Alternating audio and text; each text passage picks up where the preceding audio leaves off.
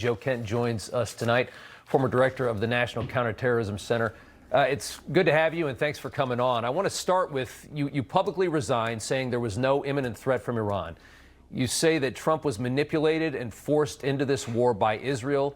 You point to the Rubio news conference on day 3, saying that Rubio kind of slipped and admitted to it in that moment. I want to play that moment before we get started. The president made the very wise decision. We knew that there was going to be an Israeli action. We knew that that would precipitate an attack against American forces. And we knew that if we didn't preemptively go after them before they launched those attacks, we would suffer higher casualties and perhaps even higher those killed. And then we would all be here answering questions about why we knew that and didn't act.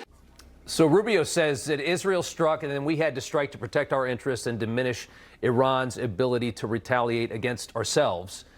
My question to you as we get started here is, by that point, when Rubio said this, and by the point when we launched the invasion, we had already built up this entire armada at Iran's doorstep. And this was the same method that we had used weeks before when we ousted Maduro and then found a very willing second in command that fully capitulated to us in Venezuela and kind of got the ball rolling on this. Knowing that, why do you believe that Israel is the reason that we started dropping bombs on Iran? Well, I agree with the assessment that Secretary Rubio and others gave at the time, because it's the truth. There was no imminent threat coming from Iran. The only imminent threat was coming from the Israelis, who said they were going to attack, which we knew would lead to the Iranians in turn attacking us. Prior to this iteration, the Iranians had observed a very strict escalatory ladder, and they were very serious about being engaged in negotiations with us. This was a threat to the Israeli strategic objective, which was crumbling the regime. Our goal was simply to make sure that Iran could not pursue a nuclear weapon. President Trump said Iran couldn't have a nuclear weapon. The former Ayatollah also held a prohibition against Iran developing a nuclear weapon. So the talks that the President Trump was engaged in were a direct threat to the Israelis. So the Israelis needed to accelerate an attack against Iran to precipitate this conflict, and that's exactly what has taken place since. It felt more to me like that we knew when we started moving that armada that we were about to devastate Iran, and it was just a waiting game of getting it all in place. And I mean, when I look at this, and I want to ask you what you've seen that leads you to believe what you do, but I know that a lot of that you say you can't answer because it's classified.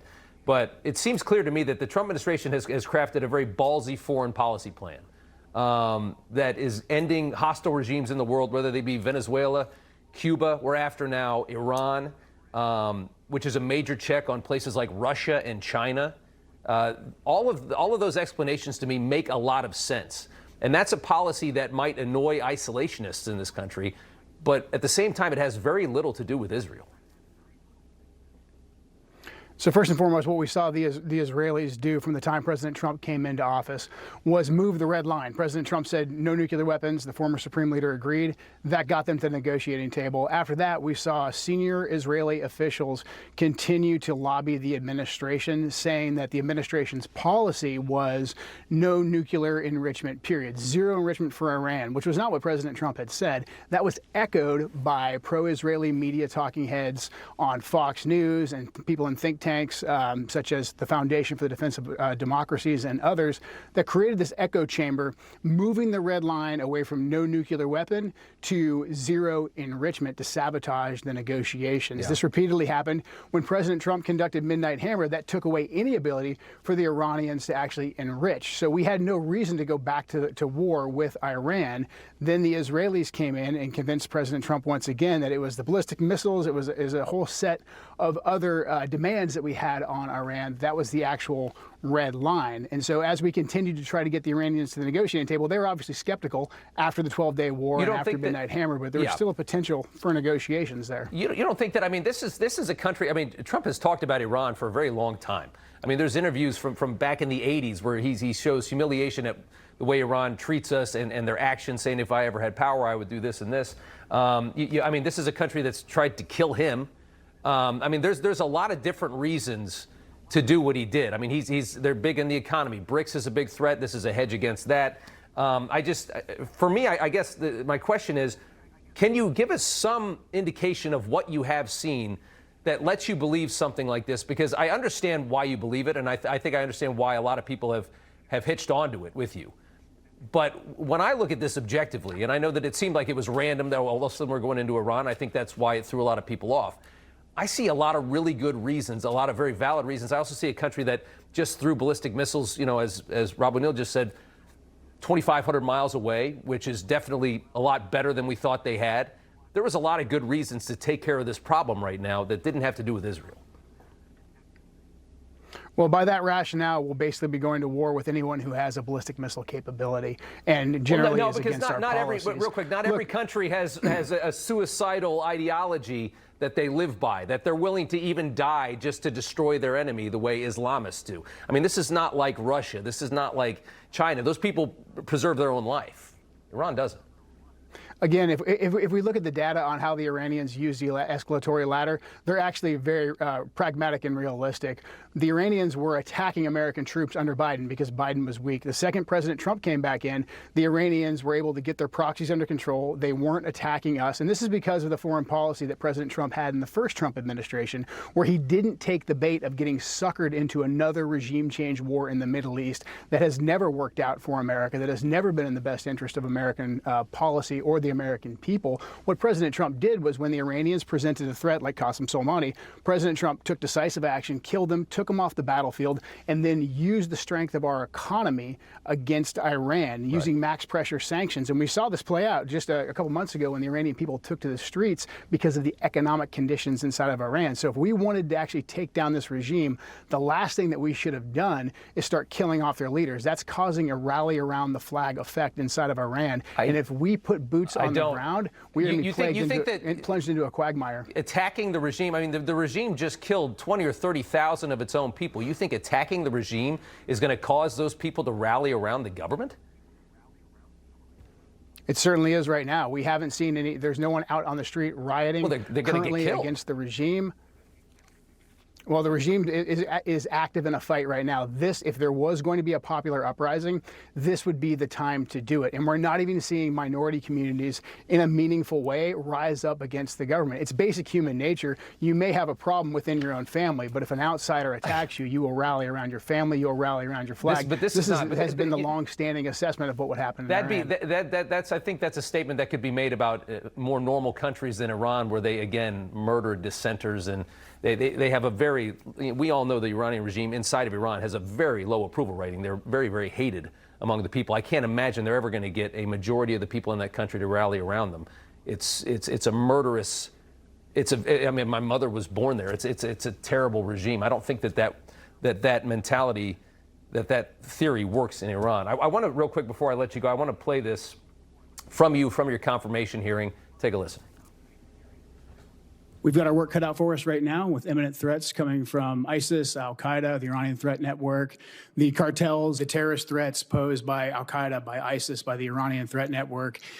They're countless and they're unrelenting. And as you pointed out, they've only grown in recent years.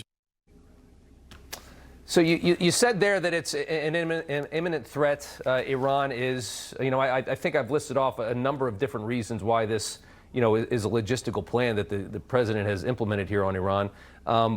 Do you think did your mind change? Why did you say that at confirmation and then you say this now? I was talking about the threat of terrorism. My role was the director of the National Counterterrorism Center. So in order to deal with terrorism, the best way to do that is by targeted strikes like President Trump did against Qasem Soleimani. If you want to create more terrorists, you go in and do some sort of a massive regime change operation like we're doing right now with no real strategic end in sight. As a matter of fact, we're just simply listing off all the military hardware that we want to take out. We haven't stated what our clear objective is. The Israelis have a clear objective, and they want to topple the regime, and they're okay with a certain degree of chaos taking place. This is why I think this time window that we have right now, before we make a mistake like committing ground troops, is key for President Trump to get to the negotiating table. But in order for him to be taken seriously and for that to have a lasting effect, we have to restrain the Israelis. Tell them they cannot go on the offense and spoil any kind of negotiations that are taking place. We have to assert our role and our dominance over the Israelis. We pay for their defense. We pay for their military. They in no way, shape, or form should be driving American foreign policy. I still just want to ask you real quick, I mean, what is it about? I mean, this is a country the size of Michigan in population. How do you think that they have control over the most powerful president and military in the world? They use the ecosystem of the media and then their access to our government through their advisors, through their donors, to move the red line, as I described. They run a very effective influence operation that's been very well documented, even going back to the Iraq War. The vast majority of our offensive operations in the Middle East over the last 20-plus years have largely been driven by the Israeli lobby. And we've seen Benjamin Netanyahu and the Likud party have been behind quite a good deal of this, whether it's Iraq or whether it's Syria. We've seen a heavy Israeli lobby. Now, they're not alone. There's American neoconservatives. There's a military-industrial complex. So I think they're not alone in their lobbying. Yeah. There's a lot. There's also just a lot of tremendously good reasons, as again with ballistics, with I think there has been nuclear progress. I know you don't believe that they've been working on a nuclear weapon. I think there's a lot of evidence to suggest that that's not true. I want to stop there on Iran, and I want to ask you one final question about Charlie Kirk. You have major curiosities about the assassination of Charlie Kirk. You say you weren't allowed to look into foreign involvement there. You clearly insinuate Israel again, say that Charlie Kirk was against the war in Iran, and that you might be asked to testify for the Tyler Robinson defense, the defense of the young man that killed Charlie Kirk allegedly. Was Charlie Kirk influential enough over Trump that he needed to be assassinated by a country like Israel? That I can't answer, but Charlie Kirk was vocally against a regime change war in Iran. He was in the White House prior to the 12-day war and Midnight Hammer petitioning against this very action. The only thing that I can say about the investigation of Charlie Kirk is that I believe there is more work that we need to do in terms of foreign nexus and also running down the individuals who had pre-knowledge of the assassination attempt, who were posting about it online. But you think that Israel would commit an assassination like that? I mean, that's what's implied, and when I listen to the way you've spoken about it, and I think that is costing you some credibility as you make these claims about why this war started. I think we just need to have a full investigation of what took place with the assassination of Charlie Kirk, considering the fact there's people with pre-knowledge that posted about it. There was individuals in the crowd who jumped up to create a diversion. There's a lot more, I think, that we don't know. And from my vantage point at the National Counterterrorism Center, in terms of running down every foreign nexus, I don't believe that we had an opportunity to do that. I knew it was going to be an interesting conversation. Joe Kent, thanks for coming back on. We appreciate it. We'll continue to follow the war. Thank you, Rob. Appreciate it. You know, everybody's reporting the same stories, the same spin. You turn the channel, it's always the same. But not us. We're different. We report the real news. No spin, just the facts. Turn to us, and you won't turn back. Tune in to Rob Schmitt tonight on Newsmax.